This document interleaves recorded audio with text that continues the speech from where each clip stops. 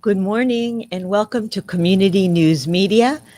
My name is Lori Nussbaum, and today I have the pleasure and honor of speaking with my daughter, Allie Levin, from Brooklyn, New York.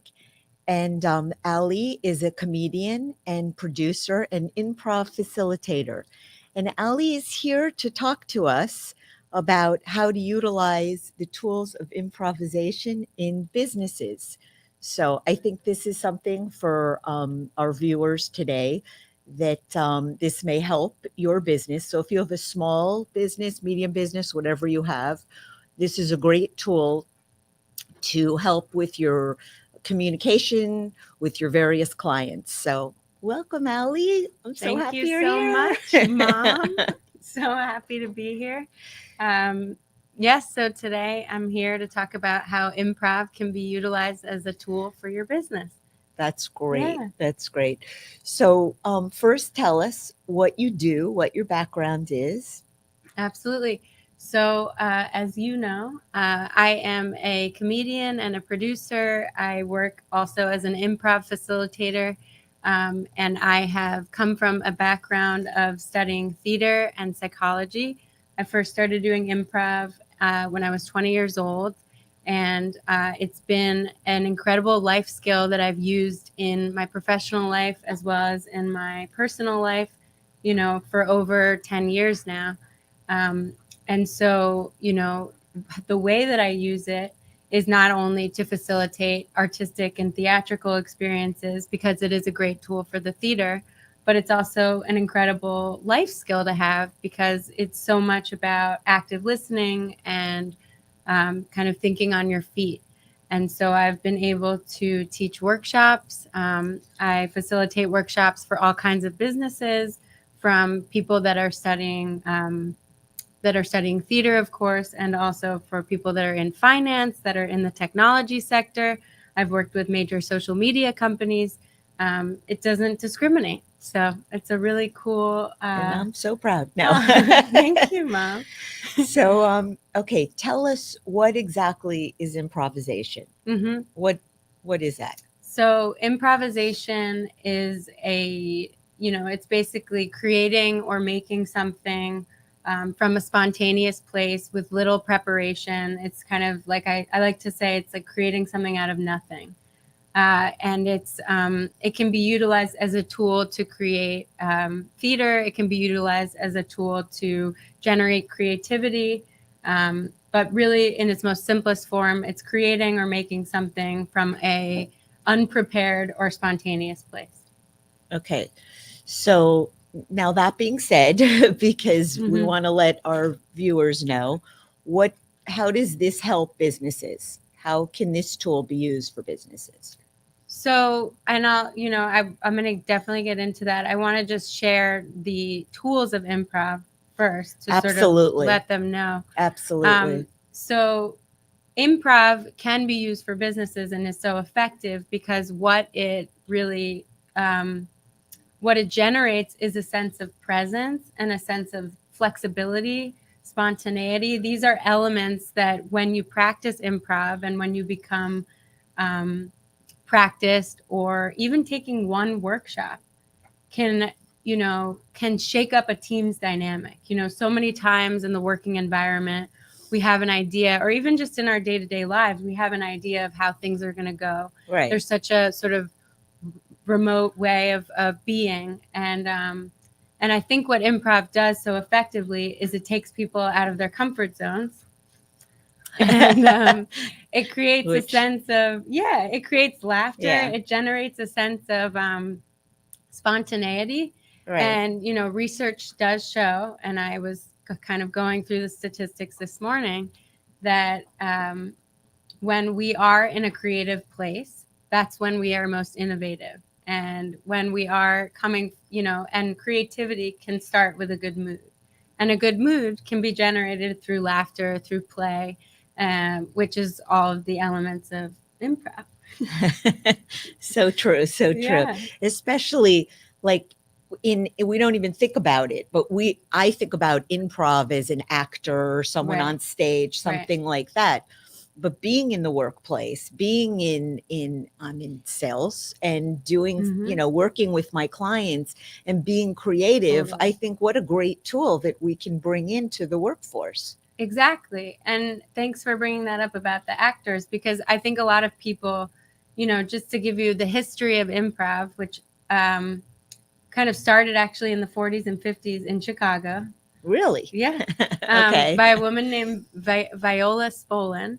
And she created improvisation as a way to help create a foundation for theater actors.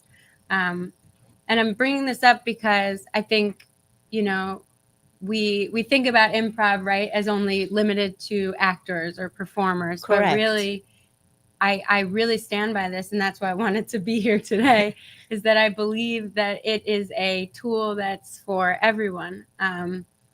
And it's, we were all children at one point, and we all play, and we all are connected to creativity. And I really feel that that is like my mission in my life as an artist and someone that makes things, to share that creativity is so important, and improv can be a way into being creative.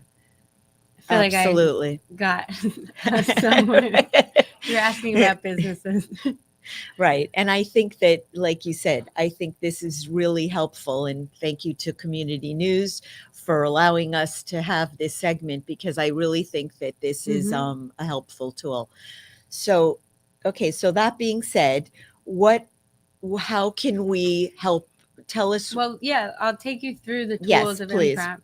Um, so the first rule of improv, and so if I were to conduct a workshop, Absolutely. how that would work is I would meet with, with business teams, which I've done. I've worked with many clients, from, like I said, people in the tech sector to the financial sector to social media companies.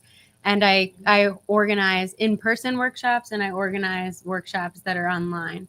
And so what we would do is we would, circle up, we would create a space where we're all able to connect, um, and kind of get out of our comfort zones. And, we would engage in a number of different exercises.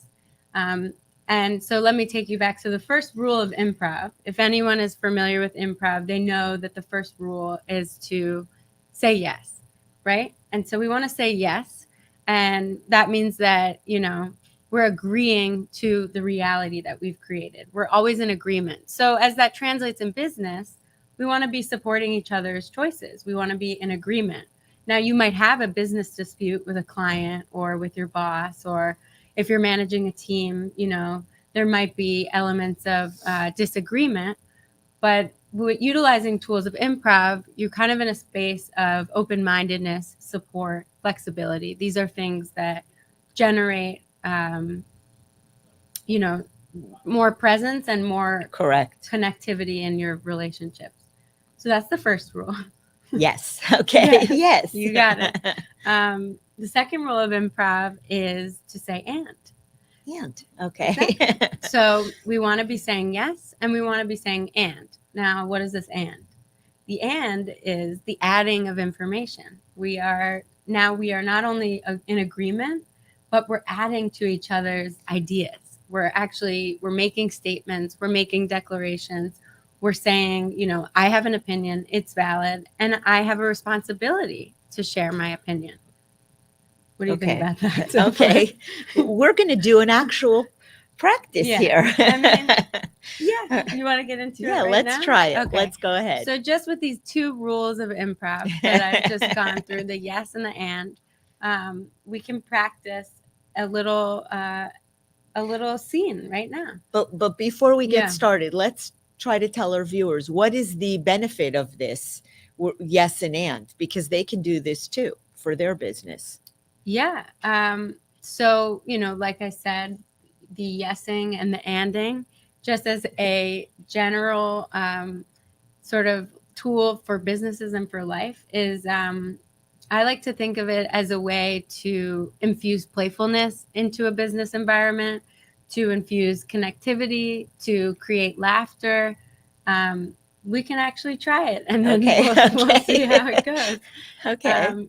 So, for example, this is usually, I would usually facilitate with a full group. But since it's the two of us, we're just going to run with that. And so, I'll give us a suggestion of a location. Yes. And so we will, you're already doing it. So for the sake of our little scene, we'll be at a picnic. And like I said, and so we'll be bringing something to the picnic. And so I'll say, I'm bringing this watermelon to a picnic. And then you're going to literally say yes and just like cement that idea in your mind. Okay. And then you're going to bring something. And then we'll Yes, build off and of. I'm going to bring oranges. Yes, and I'm going to bring seltzer water. Yes, and I'm going to bring Coke. Yes, and I'm going to bring a lime to drink with that Coke. Yes, and I'm going to bring a cooler so that it's cold. Wow. Thank you so much. So I'm going to end our scene there. And Okay, just, thank but you. that was great, Mom. That is just like a very basic but simple example of how to foster connection, creativity. Also, the fact that you brought the cooler to support our drinks. It's like, we're sort of We're making sort of these supporting uh, declarations. got Yeah. it. Got it. Okay, well, How did no. that feel for you? No, I mean, I think it's a great tool. And I think that we need to have more of that in the workplace, Yeah. especially like you said, you deal with major companies, and I hope that that's something that's working for them because it's a wonderful tool to be able to communicate with people. I mean, I know that there's um, these various workshops that Mm-hmm. people can go to, and it makes you more alive in your day-to-day business Mm-hmm. and speaking with people, Yeah, and absolutely. people want to feel, I mean, nowadays especially, we're on Zoom. I mean, with the whole Totally. COVID pandemic, things changed, everything. So nowadays people are more, they're not even out with people, but I think this is a wonderful tool to use. Or do you find that you're doing your workshop more and more since COVID? Yeah, so actually, the workshops that I teach primarily are online right now, and that has been something that has expanded so much because of the way in which we're Sure. working. Um, so, yes, there have been, you know, many workshops online to help elevate people's presence on Zoom. Correct. There's been a lot of frustration, I think, with companies and their teams working remotely, not really feeling connected, Right. not really feeling like they're aligned or clear on, kind of the team sentiment. They don't have that ability to go into the office to check in. I mean, I live in New York, so I it's a know. different story. Shout out to Florida. But but I do think that improv digitally and kind of elevating your Zoom presence can be a very useful skill because whether or not, we're in the workplace, we're still going to be working remotely to a certain degree. I do think that is the way that things are moving. Absolutely. And so, what I've actually been focusing on is people, you know, when they're on Zoom, for example, there's a lot of anxiety around like, okay, should I be muted? Should I not be? Is it my turn to talk? Like, am I going to Correct. talk over someone? People are nervous that they're speaking at the same time, and there's no order of how things really go. It's the active Yeah, listening. yeah, I'm thinking about that now as we're uh talking, huh, being an active listener and huge. really listening, really, really listening and staying in tune with that other Yeah. person. And I think this is such a great skill for everyone to Yeah, have. I'm glad you brought up the active listening because that, we talked about the yes and I want to expand on some other principles of improv that I think are just amazing life skills. But one of them is, you know, being an active listener and what does active listening really mean? Like I think this is a buzzword that people use now. Like it's a very like marketable kind of um, word that we're reading, but I don't know that we're actually understanding what that means. And So the way that I think about active listening is that it's we're not listening to just like waiting to speak, right? So much of listening is like, Right. okay, I'm just waiting for this person to be done, and then True. I'm gonna jump in with my opinion. Right. And That you're is like, so whoa, well. I feel so seen. But So true. So true. but active listening is really like, I'm here with you. I don't know what is happening, but I'm listening to understand her, and I'm listening to then be moved by what this person, right? Because, and that's what improv is. It's like, you're actually listening, you're sitting here with me, and we're not clear on, what's going to happen next. But if you're listening and you're supporting and you're in an open mindset that is willing to, kind of take the jump and go with what comes next, then you're in a place of, I think, real receptivity to whatever could occur, and that can create connection, and from that connection, it can build something so special. I mean, I can't say what it could be, but Absolutely. yeah. Absolutely. No. So Ellie, let me ask you a question. Where can people Please. find you? Um, Tell us where we can give our viewers resources. Yeah. So I will share that, and then I actually have something that I want to go back to. Okay. Yeah, people can find me my website, allylevin.com. People can find me on Instagram. That's where I'm posting some of my comedy content, and where you can learn about my producing projects. Um, I am actually creating and formalizing my improv coaching through a company called Follow Your Dorothy, which is basically going to house the workshops that um, I teach, and the creativity coaching that I do. And so, but people can find me on my website, and just, So just a few minutes, because I know we have to wrap this up in a couple minutes, but tell us what Follow Your Dorothy is. Follow Your Dorothy it's the name for, it's a creative umbrella for all of the work that I do. Dorothy is a woman that I met uh, in 2014.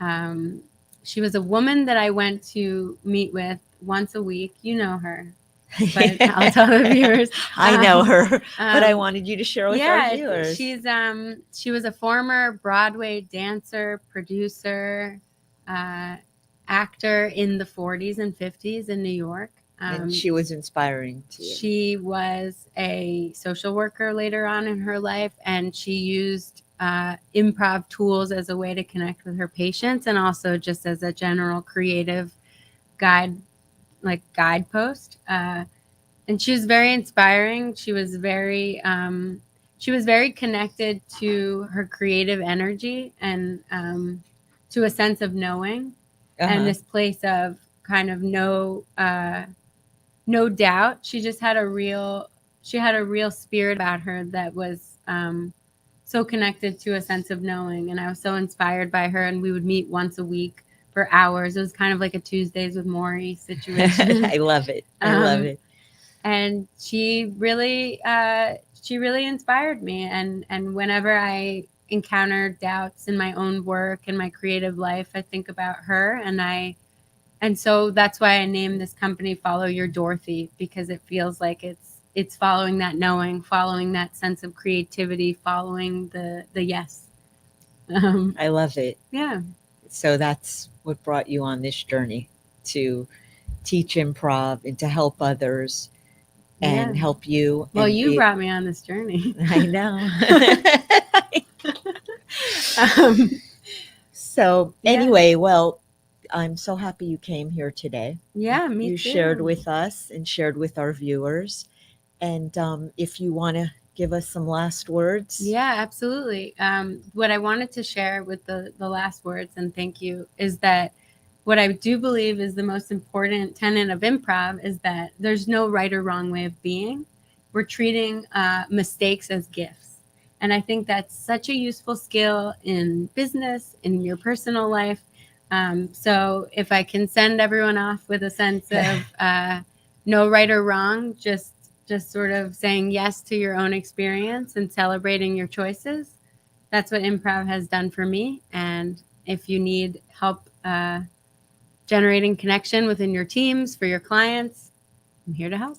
Okay, well, thank you, Ali. And if you're interested in learning more on improv and helping your business, you can also go to Ali's website, and which is AllieLevin.com. I think it's in the perfect. on the Okay, and screen. thank you so much for watching our show today and for tuning in. Thank you.